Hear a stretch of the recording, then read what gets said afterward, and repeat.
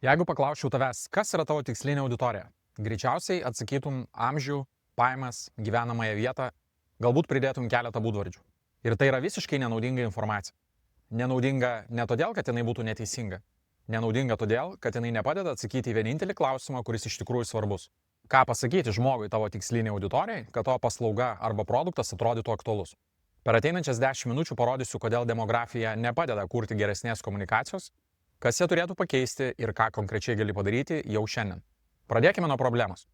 Pradėkime nuo to, kaip dauguma žmonių apibūdina savo auditoriją. Praleidęs daugiau nei 20 metų agentūriniam versle, galiu užtikrintai pasakyti, kad didžiosios dalies verslo Lietuvoje tikslinė auditorija skamba identiškai.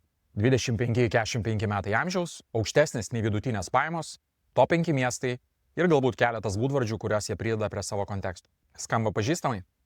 Dabar atsakyk savo į kitą klausimą. Ką su šitą informaciją konkrečiai gali padaryti? Kokį turinį gali sukurti, kokią žinutę gali parašyti ir kokius šansus turi savo produktą pateikti aktualiame kontekste savo auditorijai? Atsakymas – jokį. Nes demografija atsako į klausimą, kas yra tavo auditorija, kai komunikacijai reikia atsakyti į visiškai kitą klausimą – ką jie išgyvena. Paimkime paprastą B2B pavyzdį. 2 rinkodaros vadovai tiksliniai auditorijai. Tas pats miestas, tas pats amžius, tos pačios pajamos. Vienas dirba įmonėje, kur rinkodaros procesai yra aiškus, komanda stipri ir jo pagrindinė problema – kaip augti toliau. Kitas yra vienintelis rinkodaros žmogus savo organizacijoje. Jis viską daro pats, nuo strategijos iki paustų. Ir jo pagrindinė problema – kaip išgyventi iki mėnesio pabaigos, neišprotėjus. Abiejų žmonių demografija identiška. Realybė absoliučiai skirtinga. Ir tai, ką jiems reikia pasakyti, norint pateikti savo paslaugą aktualiame kontekste, irgi yra visiškai skirtinga. Paimkime kitą B2B pavyzdį. 2 vidutinio dydžio įmonės Vilniuje ieško vaizdo gamybos paslaugų. Demografiškai identiškos. Bet pirma organizuoja renginius ir jai reikia daugiau sufilmuotų minučių, greičiau, pigiau, su nuspėjamu rezultatu. Jai rūpi techninė apimtis. Antra įmonė supranta, kad slepiasi už logotipo savo komunikacijai ir nori pagaliau pradėti komunikuoti autentiškai. Jai reikia ne filmavimo komandos, jai reikia drąsos pačiai atsistoti prieš kamerą ir kažkieno, kas padėtų tai padaryti be gėdos jausmo. Pirmai reikia techninio vykdymo, antrai reikia partnerio, kuris padėtų tapti matomais. Bet tipinė vaizdo gamybos studija abiems siunčia tą patį pasiūlymą. Filmavimas, montažas, spalvų korekcija, galutinis rezultatas per X darbo dienų. Nei viena iš 2 įvardintų organizacijų net pažįsta savęs tame pasiūlyme.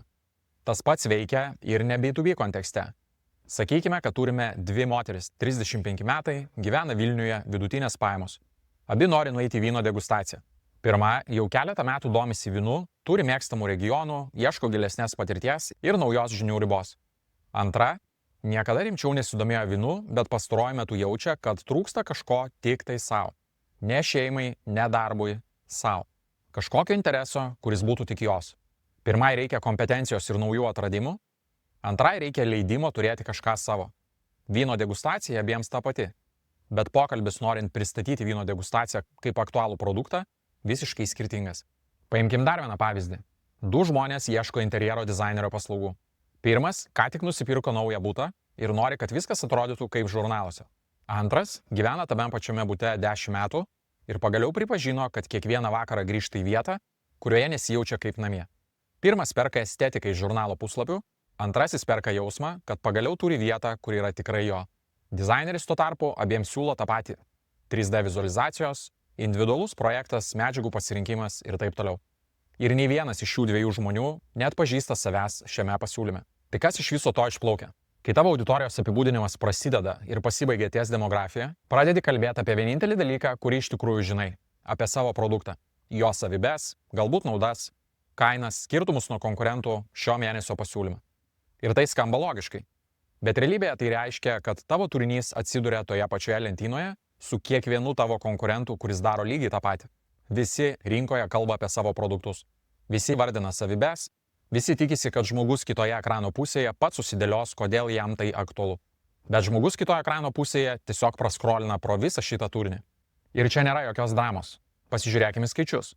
Jeigu pasižiūrėtumėm į industrijos standartą, į siekiamą tikslinį įsitraukimo rodiklį, pagrindinėse socialinių medijų platformose pamatytumėm, kad Facebook'e viskas, kas siekia ar viršyje 1%, yra labai geras rezultatas. Instagrame 3%. Ką tai reiškia? Kad 97 arba net 99% turinių pasiektų žmonių jį tiesiog ignoruoja. Ir visa industrija tai vadina norma. Bet gal vertėtų užduoti savo nepatogų klausimą ir paklausti savęs, kodėl tokia didelė dalis žmonių tą turinį ignoruoja. O ignoruoja todėl, kad turinys yra tiesiog neaktualus. Ir tai yra pagrindinė priežastis. Žmogus praskrolina ne todėl, kad tavo produktas yra blogas. Ne todėl, kad turinys negražus, o todėl, kad jis paprasčiausiai savęs tame turinyje neatpažįsta. Atpažinimas yra vienintelis dalykas, kuris sustabdo skrolinimą. Kai žmogus mato turinį ir pagalvoja, čia apie mane, jisai stabteli. Kai mato turinį ir pagalvoja, čia kažkas kažką parduoda, jis juda toliau. Ir nesvarbu, kiek gražiai tai atrodo. Visas turinys, kuris kalba apie produkto savybes, yra aktualus tik vienam labai konkrečiam žmogui. Tam, kuris jau yra apsisprendęs pirkti tokio tipo produktą, kuris kaip tik tuo metu lygina šį produktą su alternatyvomis. Šitam žmogui, taip, savybės ir naudos yra aktualu, bet tai yra tik labai nedidelė dalis visos tavo tikslinės auditorijos. Didžioji dalis žmonių, kuriems tavo produktas galėtų padėti, dar nėra toje stadijoje. Jie galbūt jau jaučia trintį, bet dar nesuveda visos trinties su konkrečia problema, kuri tai sukelia. Galbūt jau ir supranta problemą, bet dar neieško sprendimo. O galbūt net nežino, kad sprendimas apskritai egzistuoja. Ir kai visiems šitiems žmonėms vaizdo studija sako filmavimas, montažas, spalvų korekcija, rezultatas per X darbo dienų, žmogus, kuris turi nustoti slėptis už logotipų, net nestapteli. Ne todėl, kad pasiūlymas blogas, o todėl, kad jis ten nemato savęs. Tas pasiūlymas skamba kaip kažkas, kas skirta kažkam kitam, bet tikrai ne man. Lygiai tas pats ir su vyno degustacija. Kai moteris, kuri ieško kažko tik savo, mato someljė vedama degustacija 5 regionai plus užkandžiai, ji pagalvoja, galbūt, bet turbūt ne man. Nes niekas tame pasiūlyme nekalba apie tai, ko ji iš tikrųjų ieško. Ir tai ne rinkodarinės kompetencijos trūkumas. Tai yra tiesiog elementarus konteksto trūkumas. Tu kalbė apie savo produktą žmogui, kuris dar net nesupranta, kad jam tavęs reikia. Ir kadangi jis savęs tavo turinyje neatpažįsta, jis tiesiog juda toliau. Tai kaip spręsti? Kad visą tai pakeistum, reikia padaryti vieną prielaidą. Ir šita prielaida iš esmės pakeičia viską. Žmonės neperka produktų. Žmonės perka geresnę savo gyvenimo versiją. Kai žmogus perka vyno degustaciją, jis neperka žinių apie vyną. Jis perka vakarą, kuris priklauso tik jam. Kai įmonė perka vaizdo gamybos paslaugas, ji neperka filmavimo minučių. Ji perka galimybę pagaliau būti matoma tokia, kokia yra iš tikrųjų. Tai reiškia, kad tavo produktas turėtų būti pristatomas ne kaip daiktas, o kaip sprendimas specialiai skirtas konkrečiai situacijai, kurią konkretus žmogus išgyvena būtent šiuo metu. Ir tik tada žmogus kitoje ekrano pusėje turi šansą atpažinti save tavo turinyje.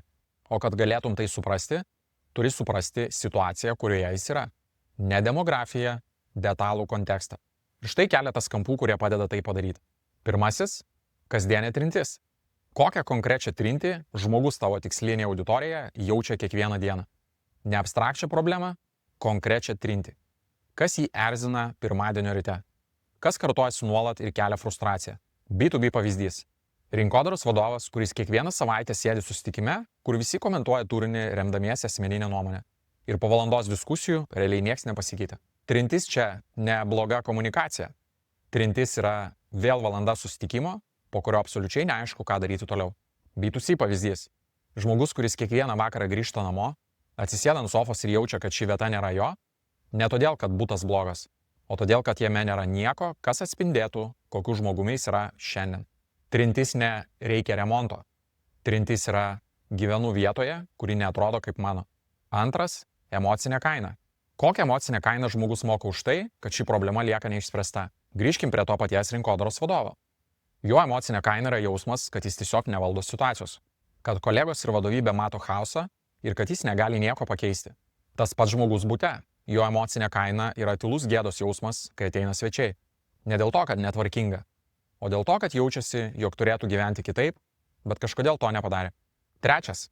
Kaip atrodo geresnis gyvenimas? Ne tavo produkto savybėmis, o to žmogaus gyvenimo pokyčių. Minėtam rinkodaros vadovui geriau reiškia susitikimai, kurie turi aiškę struktūrą, sprendimai, kurie yra priimami pagal konkrečius kriterijus, o ne nuomonės, ir jis pagaliau gali pagrįsti savo komandos sprendimus. Žmogui bute geriau reiškia grįžti namo ir pagaliau jaustis, kad ši vieta yra tikrai tavo. Netobula, bet tavo. Kai turėsi šitą supratimą apie savo auditoriją, tavo turinys nebebus apie tave ir tavo produktą. Jis bus apie juos. Ir tik tada jie gali nustoti scrollinti. Kodėl tai viską pakeičia? Kai turi šitą supratimą, pasikeičia ne tik tai, ką sakai. Pasikeičia tai, kaip žmogus kitoje pusėje reaguoja į tai, ką tu jam sakai. Vietoje čia ne man, žmogus pereina prie šitie žmonės iš tiesų supranta, ką aš išgyvenu. Pabandyk nuoširdžiai atsakyti savo į sekantį klausimą. Kada paskutinį kartą tu pats, kaip žmogus, pamatei turinį, kuriame kažkas vardino produkto savybes ir pagalvojai, kad, taip, turiu tai nusipirkti dabar. Arba kada paskutinį kartą matei turinį, kuriame atpažinai save. Savo situaciją, savo jaučiamą trintį, savo frustraciją. Kada paskutinį kartą sutikai prekės ženklą, kuris sukūrė jausmą, jog tave iš tiesų supranta. Mano spėjimas, pirmu atveju taip nebūna niekada. Antru atveju galbūt esi jautęsis taip kartą ar du, pirkdamas paslaugą ir gyvai bendraudamas su prekės ženklo atstovais. Būtent todėl tai ir yra svarbiausias pokytis, kurį gali padaryti savo komunikacijoje šiandien. Nustoti kalbėti apie save. Pradėti galvoti apie žmogų, kuriam iš tikrųjų skirtas tavo turinys. Sudaryti jam galimybę tavo turinyje atpažinti save. Tik tada jisai gali nustoti skrolinti ir tik tada jam gali pradėti rūpėti, ką iš tiesų siūlai. Prieš baigiant, greitas pratimas. Pagalvok apie vieną savo klientą arba vieną auditorijos segmentą ir pabandyk atsakyti 3 klausimus. Pirmas. Kokią konkrečią kasdienę trintį jis jaučia? Antras. Kokią emocinę kainą moka už tai, kad ši problema neišspręsta? Trečias. Kaip atrodo geresnis gyvenimas tavo kliento akimis? Jeigu atsakymai ateina lengvai ir greitai, sveikinu. Tavo auditorijos supratimas yra puikios formos. Bet jeigu atsakymai skamba abstrakčiai arba jautiesi, kad spėlioji, tai yra pirmas dalykas, nuo kurio verta pradėti. Šie 3 klausimai per 5 minutes tavo komunikacijai duos nepalyginamai daugiau nei bet koks auditorijos tyrimas paremtas demografija. Savo auditorijos supratimas yra pagrindas, ant kurio stovi viskas. Žinutės, turinys, pozicionavimas. Jeigu šitas pagrindas silpnas, viskas kitkas stovi tarsi ant smėlio. Ir čia grįžtam prie temos, apie kurią kalbėjau praeitam video. Bet koks rinkodarinis procesas, kurį gali suskaidyti į aiškius, konkrečius žingsnius, galėtų ir turėtų būti vykdomas su dirbtiniu intelektu. Viskas, ką šiandien aptariam, trintys, emocinė kaina, gyvenimo pagerėjimai, tai yra konkreti struktūra. Aiškus žingsniai, aiškus klausimai, aiškus rezultatai. Ir kai turi tokią struktūrą, dirbtinis intelektas tampa tavo asistentu, kuris vykdo tavo pasirinktas metodikas. Neturint struktūros rinkodarai, dirbtinis intelektas yra tiesiog mokamas Google. Turint struktūrą rinkodarai, dirbtinis intelektas yra papildomas žmogus tavo komandai, kuris niekada neserga, neturi asmeninių nuomonių ir nuotaikų ir tiesiog vykdo konkretų procesą, kurį tu apibrėži. Skirtumas tarp šitų 2 scenarijų yra ne įrankėje, skirtumas yra užduotyje, kurią formuoji įrankiui. Video aprašyme rasi nemokamą dirbtinio intelekto įrankį, kuris padeda pradėti šitą procesą. Identifikuoti, kokiam žmonių grupėms tavo produktas yra aktualus ir kokias konkrečiai problemas jis gali padėti spręsti. Tai nėra pilna detali analizė, bet yra puikiai struktūruota pradžia. Birželio 15 darysiu nemokamą webinarą, kuriame apie tai kalbėsiu plačiau. Apie visą rinkodaros sprendimų struktūrą, konkrečias metodikas ir kaip dirbtinis intelektas gali jas vykdyti už tave. Registracija nemokama, nuoroda aprašyme. Iki kito karto.